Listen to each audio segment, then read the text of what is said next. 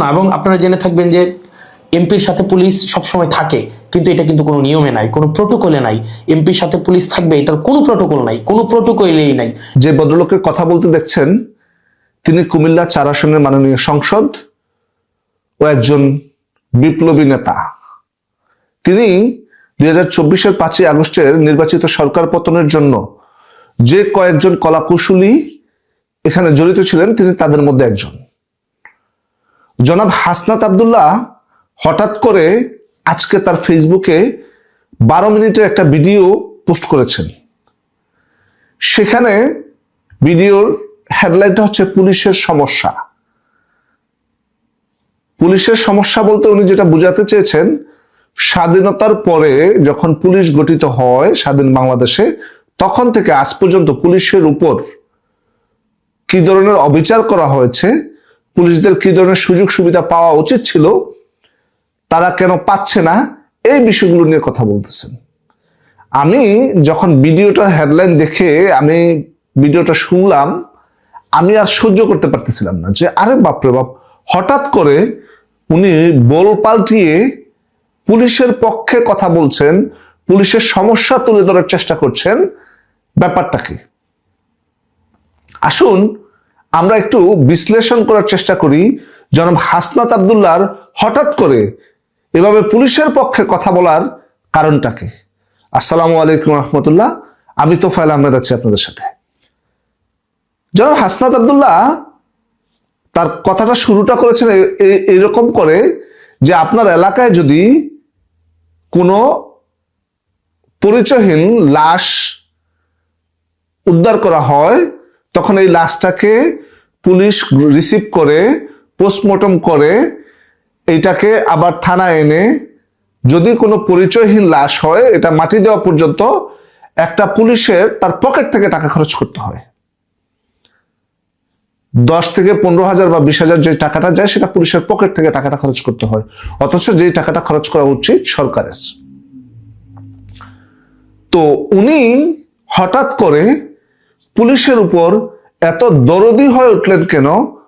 এই মেসেজটা কেন উনি সবাইকে দেওয়ার চেষ্টা করছেন? আপনারা কি একবারও চিন্তা করেছেন? দেখুন, 2024-এ এই হাসনাত আব্দুল্লাহ গংরা একটা নির্বাচিত সরকারকে উৎখাত করতে গিয়ে 3,000-এর অধিক পুলিশকে হত্যা করেছে। সেই হত্যা নিয়ে যখন বিএনপি সরকার গঠিত করে, তারপরে বিএনপি একটা আভাস দিয়েছে যে পুলিশ হত্যার তদন্তে তারা আগ্রহী। তখনই এনসিপি সহ যে সমস্ত ব্যক্তিবর্গ পুলিশ হত্যার সাথে সরাসরি জড়িত, তারা নাড়াচাড়া দিয়ে উঠছেন। তারই একটা সিম্বল হিসাবে জনাব হাসনাত আব্দুল্লাহ আজকে 12 মিনিটের একটা ভিডিও পোস্ট করেছেন তার ফেসবুক ওয়ালে। তিনি পুলিশের সমস্যা নিয়ে কথা বলার চেষ্টা করছেন, পুলিশের পক্ষে দরদ তার উতলিয়ে পড়ছে, অথচ এই হাসনাত আব্দুল্লাহরা যাত্রাবাড়িতে পুলিশ হত্যা করে ফ্লাইওভারে ঝুলিয়ে রেখেছেন। এই হাসনাত আব্দুল্লাহ গংরা সিরাজগঞ্জের এনায়েতপুর থানায় সমগ্র পুলিশ অফিসারদেরকে, ওই থানায় যতজন পুলিশ সদস্য ছিল, একজন গর্ভবতী পুলিশ সদস্য সহ সবাইকে জ্বালিয়ে দিয়েছিলেন। এই হাসনাত আব্দুল্লাহরা বনশ্রীতে একজন 50 ঊর্ধ্ব পুলিশ হেড কনস্টেবলকে তার বাসার সামনে, তার স্ত্রী এবং সন্তানদের সামনে তাকে পিটিয়ে হত্যা করা হয়। তার মস্তিষ্ক, মাথাটাকে এমন বিভৎসভাবে আঘাত করা হয়, চূর্ণ বিচূর্ণ করে ফেলে। তার মগজগুলো ছিটকে গিয়ে দেওয়ালের বাউন্ডারিগুলোর এইদিকে সেই দিকে গিয়ে পড়ে আছিল। একজন মহিলা সাংবাদিক এই ঘটনাটা যখন বিস্তারিত বলছিল, সে বলছিল এই হত্যাটা দেখার পরে সে 6 মাসের উপরে ট্রমায় ছিল। এই হাসনাত আব্দুল্লাহরা আমার কুমিল্লা, 14 গ্রাম সহ বিভিন্ন জায়গায় পুলিশ হত্যার সাথে জড়িত ছিল। এই হাসনাত আব্দুল্লাহরা হবিগঞ্জের বনিয়াচং থানার এসআই সন্তোষকে হত্যা করেছেন। সারা বাংলাদেশে এই হাসনাত আব্দুল্লাহরা 3000-এর অধিক পুলিশ হত্যা করেছিলেন। যে পুলিশ হত্যার স্বীকারোক্তি তাদের নিজের মুখে। এখন যখনই বিএনপি বলেছে যে তারা আগ্রহী এটা নিয়ে তদন্ত করার জন্য, তখনই তাদের বাঁচার রাস্তা খোঁজার শুরু হয়ে গেছে। দেখুন, আজ থেকে 10 বছর হোক, 20 বছর হোক, 30 বছর হোক, যদি বাংলাদেশ আওয়ামী লীগ ক্ষমতায় আসে, তাহলে প্রতিটা পুলিশ হত্যার বিচার বাংলাদেশে হবে। এতে যদি হত্যাকারী যারা হত্যা করেছে তারা যদি মারা যায়, তাহলে তারা বেঁচে গেল। আর যদি জীবিত থাকে, সেটা যদি প্রতিবন্ধী হয়ে যায়, প্যারালাইসিসড হয়ে, সেটাকেও ফাঁসির রশিতে ঝুলানো হবে। কিন্তু সেই ইতিহাস থেকে দায় মুক্তি পাওয়ার জন্য বিএনপি পুলিশের মনোবল চাঙ্গা করার জন্য, দেশের আইন শৃঙ্খলা স্থিতিশীল রাখার জন্য একটা ঘোষণা দেওয়ার চেষ্টা করছে। সেটা হচ্ছে তারা হিসাব করে দেখছে যে পুলিশ হত্যার বিচারটা টান দিলে কোন দিক থেকে কোন দিকে যেতে পারে। আদৌ আমি শিওর না যে বিএনপি পুলিশ হত্যার বিচার করবে, কিন্তু তারপরেও বিএনপি এটা নিয়ে চিন্তা ভাবনা করে দেখছেন। সারা বাংলাদেশে যে পরিমাণ পুলিশ হত্যা করা হয়েছে, আমি আমার আরেকটা ভিডিওতে বলেছিলাম, আমার এক শ্রদ্ধেয় বড় ভাই, তিনি একটা থানার ওসি। আমি আজ থেকে 3 থেকে 4 মাস আগে যখন তার সাথে ফোনে কথা বলছিলাম, তিনি হাউমাউ করে কাঁদতেছিলেন। কারণ কি জানেন? তিনি বলতেছিলেন যে রাজীব, না পারতেছি জবটা ছাড়তে, না পারতেছি জবটা করতে। প্রতিটা মুহূর্তে মনে হয় মৃত্যু তাড়া করে বেড়াচ্ছে। এই মনে হয় কেউ এসে থানায় মব সৃষ্টি করে আমাকে বা আমার সহকর্মীদেরকে হত্যা করবে। একটা ওসির ভাষ্য এটা, একটা থানার ওসির।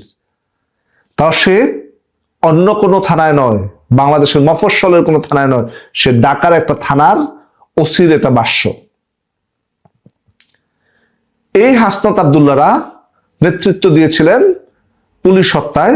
এই হাসনাত আব্দুল্লাহরা নেতৃত্ব দিয়েছিলেন বিটিবি ভবন ধ্বংস, সেতু ভবন, মেট্রো রেল ধ্বংস সহ অসংখ্য দেশদ্রোহী কাজের জন্য। তার অসংখ্য প্রমাণ সামাজিক যোগাযোগ মাধ্যম থেকে শুরু করে সব জায়গায় আছে। বনিয়াচং থানায় এসআই সন্তোষকে যে পুড়িয়ে মেরেছে, সেখানে মাহাদি, হবিগঞ্জ থানা, হবিগঞ্জ জেলার বৈষম্য বিরোধী ছাত্র আন্দোলনের সাধারণ সম্পাদক মাহাদি, সে নিজে থানায় বসে একজন ওসির সামনে স্বীকার করেছে যে এসআই সন্তোষকে তারা পুড়িয়ে মেরেছে। কিন্তু কি দুর্ভাগ্য এই জাতির, সেই খুনিকে আমরা বিচারের আওতায় আনা তো দূরে থাক, তাকে এখন পর্যন্ত তোষামোদী করছি। বৈষম্য বিরোধী ছাত্র আন্দোলনের অনেক নেতা বিভিন্ন প্ল্যাটফর্মে গিয়ে, টক শোতে গিয়ে তারা বলেছে এই আন্দোলন তারা জয়ী হতে পারত না যদি সরকারি স্থাপনা ধ্বংস না করত, পুলিশ হত্যা না করত। হাজারো ভিডিও ফুটেজ, রেকর্ড, অডিও সবকিছু আছে। তারপরও এই সরকার এখনো এটা অফিসিয়ালি ঘোষণা করে নাই। কিন্তু হাসনাত আব্দুল্লাহরা যে দায়ী, সেটা তাদের কথায়, ব্যবহারে, একটা আর্তনাদে বোঝা যায়। সে কারণে আজকে হাসনাত আব্দুল্লাহ খুব সুন্দরভাবে সে পুলিশের সমস্যাগুলো তুলে ধরার চেষ্টা করছেন, কারণ সে বাঁচার একটা রাস্তা খুঁজছেন। জনাব হাসনাত আব্দুল্লাহ, আপনি বাঁচবেন না। পুলিশ হত্যা করার জন্য যেই কয়েকজনকে হুকুমের আসামি করা হবে, তার মধ্যে আপনি একজন। আপনি যেটা বোঝানোর চেষ্টা করছেন, পুলিশের উপর সিম্পেথি দেখানোর চেষ্টা করছেন, না। জাতির পিতার স্বপ্ন বাস্তবায়িত করার জন্য আমরা দিনরাত পরিশ্রম করেছি। এই দেশটাকে একটা সুশৃঙ্খল পৃথিবীর সামনে মাথা উঁচু করে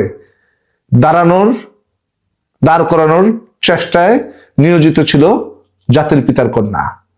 কিন্তু আপনারা কোন চক্রান্তে, কোন আদেশে এসে এই দেশটাকে 50 বছরের পিছনে ফেলে দিয়ে গেলেন, সেটা এক আল্লাহ ছাড়া কেউ জানে না। কিন্তু দিনে দিনে এগুলো বের হয়ে আসছে। দখলদার ইউনূস সহ, আসিফ নজরুল গং সহ যারা আপনারা এই অন্যায় রাষ্ট্রদ্রোহিতার সাথে জড়িত ছিলেন, তার বিচার এই বাংলার মাটিতেই হবে, সেটা আজকে হোক আর 5 বছর পরে হোক। এই মাতৃভূমি ধ্বংসের দায় ইতিহাস সারা জীবন আপনাদেরকেই দায়ী করে আসবে। আজকে পুলিশ হত্যার জন্য জনাব হাসনাত আব্দুল্লাহ আপনি সিম্পিতি দেখানোর চেষ্টা করছেন না। এই সিম্পিতি পুলিশও জানে, বাংলাদেশ পুলিশও জানে, এটা আপনি লোক দেখানোর জন্য বলার চেষ্টা করছেন।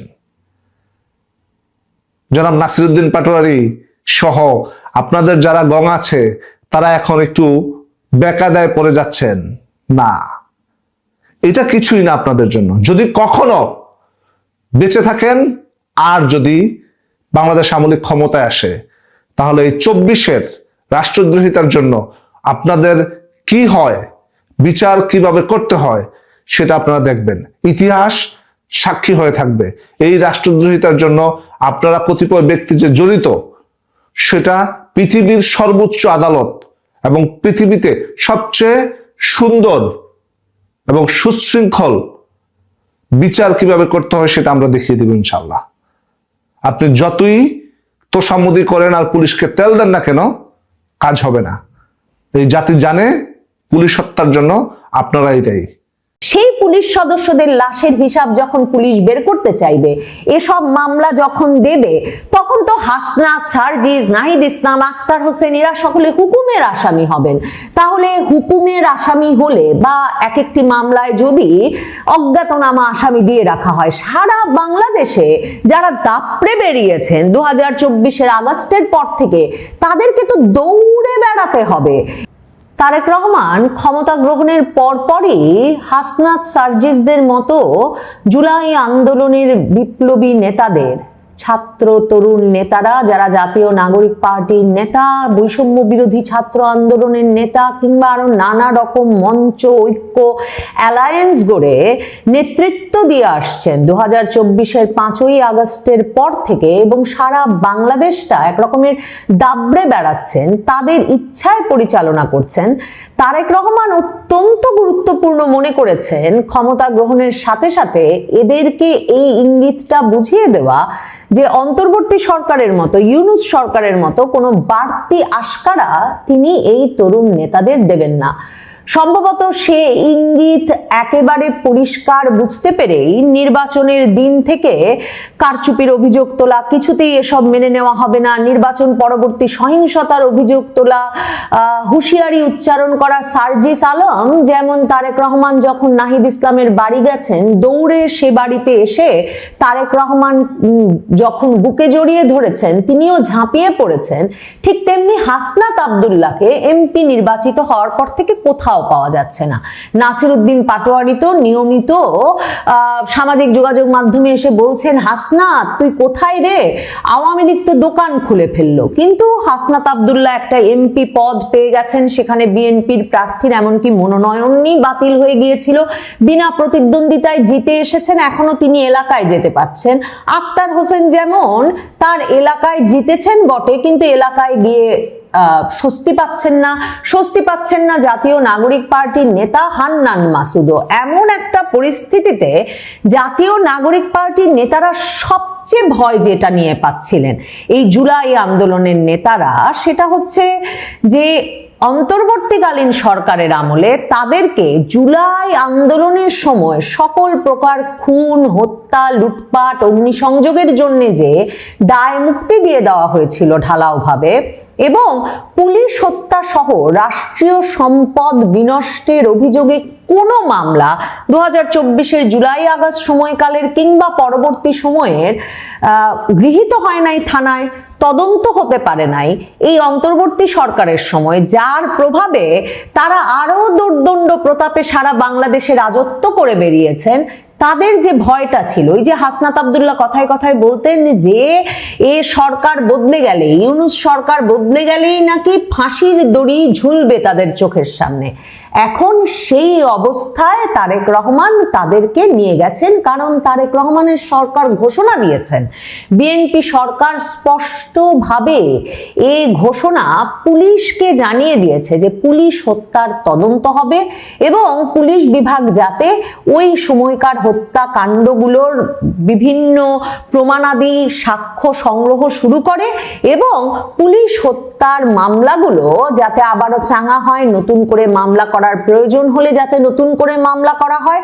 কারণ 44 জন পুলিশ সদস্য হত্যা হয়েছে বলে পুলিশ সদর দফতর থেকেই বিবৃতি এসেছিল, কিন্তু পুলিশ সদস্যরা যখন 5ই আগস্টে মৃত কয়েকজন পুলিশের লাশ, পচে যাওয়া গলে যাওয়া লাশ যাত্রাবাড়ি থানা থেকে উদ্ধার করে 5ই আগস্টের 8 দিন পর রাজারবাগ পুলিশ লাইন্সে তাদের জানাজা হয়েছিল, তখন থেকে পুলিশ সদস্যরা দাবি করে আসছেন, অভিযোগ করে আসছেন অন্তত 2000 পুলিশ সদস্য 2024-এর জুলাই আগস্টে নিহত হয়েছেন। এবং অনেক পুলিশ সদস্য মনে করেন 3 থেকে 3500 পুলিশ নিহত নিখোঁজ ওই 2024-এর জুলাই আগস্ট আন্দোলনের পর থেকে, কিন্তু পুলিশ বিভাগ ওই ঘটনা যেহেতু ঘাটাঘাটি করার সাহস পাচ্ছে না, তদন্ত করে নাই, তাই তাদের কাছে কোনো হিসাবই নাই ঠিক কতজন পুলিশ সদস্য ওই সময়ে সহিংসতায় নিহত হয়েছিলেন। পুরো মানে বয়ানটা এমন ভাবে জুলাই আগস্ট আন্দোলনের সাজানো হয়েছে যে পুলিশ একপাক্ষিক সহিংসতা করে গেছে, নৃশংসতা দেখিয়ে গেছে, কিন্তু এই বয়ানে কখনো উল্লেখ করা হয় না যে 19শে জুলাই একজন নিরস্ত্র পুলিশ সদস্য গিয়াসউদ্দিনকে পিটিয়ে মেরে তার চামড়া ছিলে তাকে উল্টো করে ঝুলিয়ে রাখা হয়েছিল যাত্রাবাড়ি সেতু থেকে, এবং সেটা রীতিমতো পুলিশ র্যাবকে হেলিকপ্টার গাড়ি সহ নানা রকম বাহিনী বহর নিয়ে গিয়ে সেই পুলিশ সদস্যের মৃতদেহ সেই সেতু থেকে ঝোলানো সেতু থেকে উদ্ধার করতে হয়েছিল সে দফায়।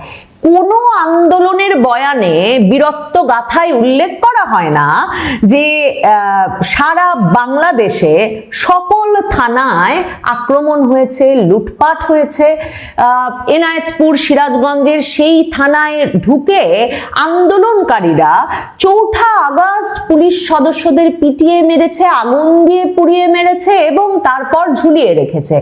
এমনকি বিবিসি বাংলার প্রতিবেদনে উঠে এসেছে যে অনেক পুলিশ সদস্য নামাজ পড়ে বের হচ্ছিলেন পাশের মসজিদ থেকে এবং সেই মসজিদের সিঁড়িতেই তাদেরকে পিটিয়ে মারা হয়েছে।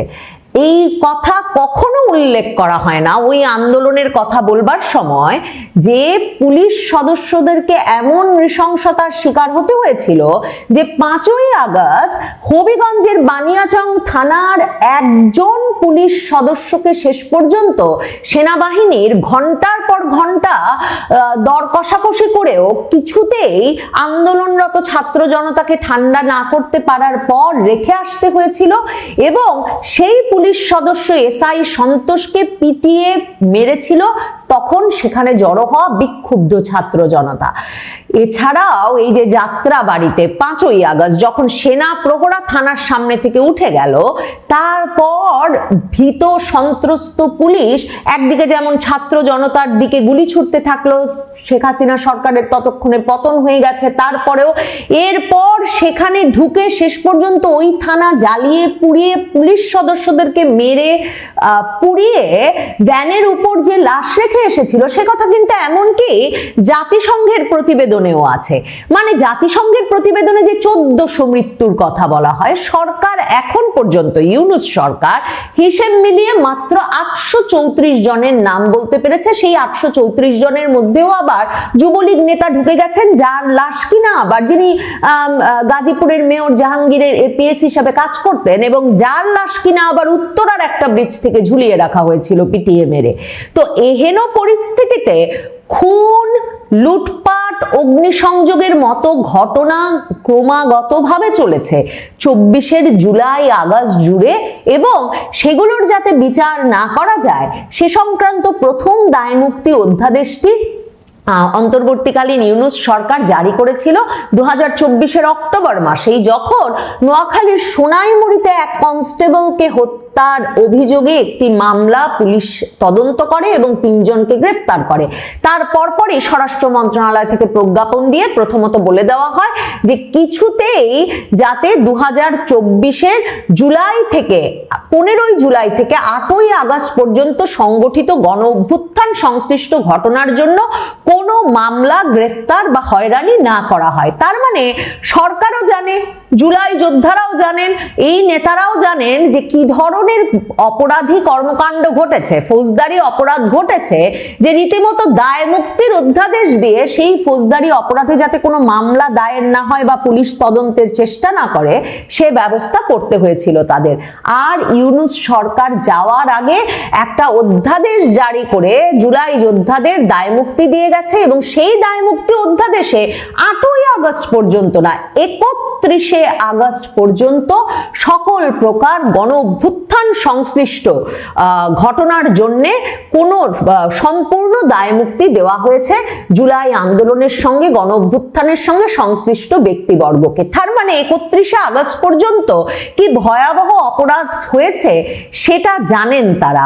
আর হাসনাত সার্জিসেরা জানেন, তারা তো 31শে আগস্টে থামেন নাই। এই যে জুলাই যোদ্ধাদের দায় মুক্তি অধ্যাদেশ উঠে যদি যায়, সত্যি যদি এই দায় মুক্তি অধ্যাদেশকে পাশে সরিয়ে রেখে তারেক রহমান সরকার পুলিশ হত্যার বিচার শুরু করে, পুরো পুলিশ বাহিনীর ভেতরে যে দাবি আছে, পুলিশ বাহিনী কতজন নিহত হয়েছে জানতে চায়, পুলিশ বাহিনী মনে করে না মাত্র 44 জন নিহত হয়েছে, পুলিশ বাহিনী অন্তত ওই 44 জনের হত্যার বিচার চায়, সুনির্দিষ্ট ব্যক্তিবর্গকে ধরে তাদেরকে বিচারের মুখোমুখি করতে চায়। ভাবুন তো, হবিগঞ্জের বানিয়াচং থানার এসআই সন্তোষকে যারা পিটিয়ে পুড়িয়ে মারলো, সেই একটি যুবক মাহাদি কিছুদিন আগে বানিয়াচং থানায় গিয়ে রীতিমতো পুলিশ কর্মকর্তাকেই হুমকি দিয়ে বলেছেন যে তিনি এর আগে পুলিশ পিটিয়ে মেরেছেন, থানা জ্বালিয়ে দিয়েছেন, কাজেই পুলিশ যেন তার কথা শুনে।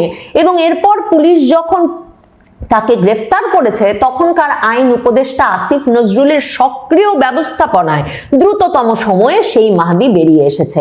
নিশ্চয়ই লক্ষ্য করেছেন, ওই মাহাদি দিল্লিতে ধরা পড়েছেন অন্য একটি দেশের ভিসা নিতে, ইউরোপের একটি দেশে, কেউ বলছেন ফিনল্যান্ড, কেউ বলছেন ইংল্যান্ড চলে যাচ্ছিলেন, সেই দেশের ভিসা নিতে তিনি সে দেশে গিয়ে উপস্থিত হয়েছিলেন বলে জানা যাচ্ছে এখন।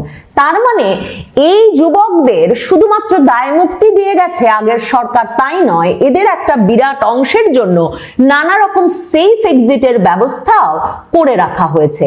এই অবস্থায় হাসনাত সার্জিস কোথায় যাবেন? মানে হাসনাত এমপি হয়েছেন, সার্জিস তো এমপিও হন নাই, তিনি কি নিজ এলাকায় যেতে পারবেন? পঞ্চগড়ে গিয়ে কি তিনি নিরাপদ বোধ করবেন? মানে এমন একটা পরিস্থিতি তৈরি করা হয়েছে যে কোনো মামলায়, ওই যে সিরাজগঞ্জের 15 জন পুলিশ পিটিয়ে মারা হোক বা 5ই আগস্টের পর পুলিশ সদস্যরা যখন রাজারবাগ পুলিশ লাইন্সে কাঁদছিলেন এবং তখনকার আইজিকে বলছিলেন যে সারা বাংলাদেশ জুড়ে থানায় থানায় পুলিশ সদস্যদের লাশ পচে গলে পড়ে আছে, সেই পুলিশ সদস্যদের লাশের হিসাব যখন পুলিশ বের করতে চাইবে, এসব মামলা যখন দেবে, তখন তো হাসনাত সার্জিস, নাহিদ ইসলাম, আক্তার হোসেন এরা সকলে হুকুমের আসামি হবেন। তাহলে হুকুমের আসামি হলে বা এক একটি মামলায় যদি অজ্ঞাতনামা আসামি দিয়ে রাখা হয়, সারা বাংলাদেশে যারা দাপড়ে বেরিয়েছেন 2024-এর আগস্টের পর থেকে, তাদেরকে তো দৌড়ে বেড়াতে হবে। এরা কি সকলেই আসলে সেফ এক্সিট নিয়ে অন্য কোথাও চলে যেতে পারবেন? যারা থাকবেন তাদের তো আসলে মানে কোনোভাবে দম নেওয়ার উপায় থাকবে না। তারেক রহমান সার্জিস, হাসনাতদের মানে যারা বেশি বেড়েছিলেন তাদেরকে আরো সুস্পষ্ট বার্তা দিতে চাইছেন। ইশরাক হোসেন, তিনি প্রতিমন্ত্রী মুক্তিযুদ্ধ বিষয়ক মন্ত্রণালয়ের, তিনি জুলাই যোদ্ধাদের পুনর্বাসনের বিষয়টাও দেখবেন। তিনি প্রধানমন্ত্রী তারেক রহমানের সঙ্গে বৈঠক করে বেরিয়ে সংবাদ মাধ্যমে বলেছেন যে একদিকে যেমন অনেক জুলাই যোদ্ধাকে অন্তর্ভুক্ত করা হয় নাই, তারা বিএনপির রাজনীতি করে বলে, কাজে তারা রাজনৈতিক প্রভাব মুক্ত হয়ে জুলাই যোদ্ধাদের তালিকা করবেন। ঠিক তেমনি তিনি বলেছেন আগের সরকার বিপুল পরিমাণ অর্থ জুলাই ফাউন্ডেশনে দিয়েছিল, সে অর্থ জুলাই যোদ্ধাদের পেছনে খরচ না হয়ে কোথায় খরচ হলো নতুন প্রধানমন্ত্রী, নবনির্বাচিত প্রধানমন্ত্রী তারেক রহমান সে বিষয়টি খতিয়ে দেখতে বলেছেন। মনে করে দেখেন, এই জুলাই ফাউন্ডেশনে 100 কোটি টাকা দিয়ে জুলাই ফাউন্ডেশনের সিইও করে দেওয়া হয়েছিল সার্জিস আলমকে। কাজেই তারেক রহমান জুলাইয়ের নামে সকল ব্যবসা, সকল জবরদস্তির অবসান চাইছেন, কারণ সে অবসান না ঘটালে তার জন্য তো সরকার পরিচালনাই মুশকিল। যখন তখন যে সে অ্যালায়েন্স, মঞ্চ, ঐক্য নামে, বৈষম্য বিরোধী ছাত্র আন্দোলন, এই নানা রকম নামে, আর জাতীয় নাগরিক পার্টি তো আছেই, যদি রাস্তায় লোক জড়ো হয়ে যায় এবং তারা সকলেই যদি পুলিশ বাহিনীর প্রতি এতটা মারমুখ থাকে এবং পুলিশ বাহিনীকে সবসময় ধমকে দেয় যে আমরা আগে থানা পুড়িয়েছি, আগে পিটিয়ে মেরেছি, আগে ঝুলিয়ে রেখেছি, আপনাদেরও রাখবো, তাহলে তারেক রহমান সত্যি তো দেশে আইন শৃঙ্খলা পরিস্থিতি শান্তই করবেন কি করে, আর সরকারি পরিচালনা করবেন কি করে, আর রাজপথই ঠান্ডা রাখবেন কি করে? কাজেই তারেক রহমানের জন্য পুলিশ হত্যার বিচার শুরু করাটা নানা কারণে অত্যন্ত গুরুত্বপূর্ণ। হাসনাত সার্জিসকে সম্ভবত এর পর থেকে দৌড়ের উপরেই থাকতে হবে।